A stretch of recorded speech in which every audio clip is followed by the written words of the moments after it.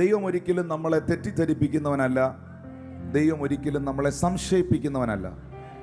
ഈ ചർച്ചയിലിരിക്കുന്ന മുഴുവൻ ആളുകളും അത് മനസ്സിലാക്കണം. ഏദൻ തോട്ടത്തിൽ പാമ്പ് സ്ത്രീയോട് പറഞ്ഞത് എന്താണ്? നിശ്ചയമായും ഈ വൃക്ഷത്തിന്റെ ഫലം നിങ്ങൾ തിന്നരുതെന്ന് ദൈവം പറഞ്ഞിട്ടുണ്ടോ? ഒരു ക്വസ്റ്റ്യൻ മാർക്കാണ് അവിടെ, സംശയിപ്പിക്കുകയാണ്. അപ്പോൾ വീണ്ടും ചിന്തിക്കുകയാണ്, ദൈവം ഓൾറെഡി പറഞ്ഞു തോട്ടത്തിന്റെ നടുവിൽ നിൽക്കുന്ന വൃക്ഷത്തിന്റെ ഫലം നിങ്ങൾ ഭക്ഷിക്കരുത് എന്ന് ദൈവം പറഞ്ഞു. പക്ഷെ പിശാച് 1-2 തവണയും കൂടി ഇത് റിപ്പീറ്റ് ചെയ്ത് അവരുടെ മനസ്സിലൊരു ചിന്ത കൊടുക്കുകയാണ്, അങ്ങനെ പറഞ്ഞിട്ടുണ്ടോ? അപ്പോൾ ആ സംശയം അകത്തേക്ക് കൊണ്ടുവരികയാണ്.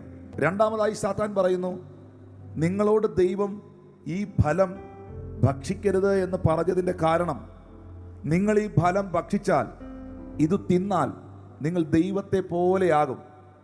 അതിനകത്ത് ധ്വനി എന്നാണെന്നറിയാവോ?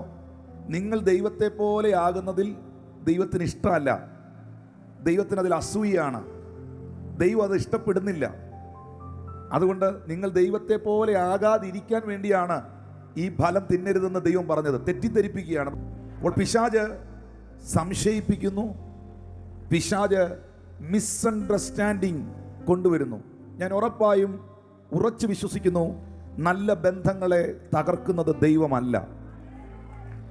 ഞാൻ വിശ്വസിക്കുന്ന, ഞാൻ പ്രസംഗിക്കുന്ന കർത്താവ് അവൻ ഐക്യതയുടെ ദൈവമാണ്. പിശാച് ഒരിക്കലും ആർക്കും ഒരു നന്മ ചെയ്യില്ല.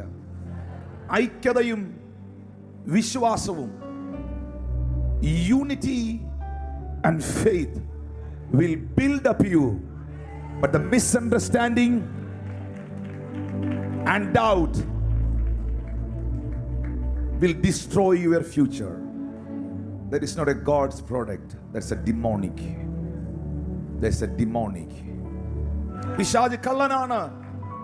ഞാൻ വീണ്ടും ആവർത്തിക്കുന്നു, സാത്താൻ കള്ളനാണ്. നിങ്ങളുടെ പ്രതിയോഗിയായ പിശാച് അലറുന്ന സിംഹം എന്ന പോലെ ആരെ വിഴുങ്ങണമെന്ന് നോക്കി നടക്കുന്നു.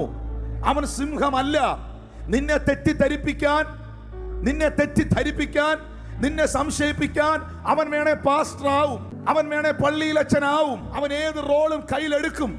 പക്ഷേ നീ വചനത്തിനകത്ത് ഉറച്ചു നിന്നാൽ, നീ കർത്താവിന്റെ കൃപയിൽ ഉറച്ചു നിന്നാൽ, ദൈവാത്മാവ് അറിയിക്കുന്നു, ഒറ്റ മനസ്സോടെ, ഒറ്റ ദർശനത്തോടെ, ഒറ്റ ഹൃദയത്തോടെ, അസൂയയില്ലാത്ത ഹൃദയത്തോടെ, തെറ്റിദ്ധാരണയില്ലാത്ത ഹൃദയത്തോടെ, പിശാചിന്റെ പ്രോഡക്റ്റുകൾ ഉപയോഗിക്കാതെ, ഇന്ന് പകൽ മാറ്റമില്ലാത്ത വചനത്തിലും ദൈവത്തിന്റെ കൃപയിലും നീ നിലനിൽക്കുകയാണെങ്കിൽ, നിന്റെ പട്ടണത്തിൽ, നിന്റെ ദേശത്തിൽ, നിന്റെ കുടുംബത്തിൽ, നീ ആയിരിക്കുന്ന രാജ്യത്തിൽ എന്റെ ദൈവത്തിന് നിന്നെ മാനിക്കാൻ കഴിയും.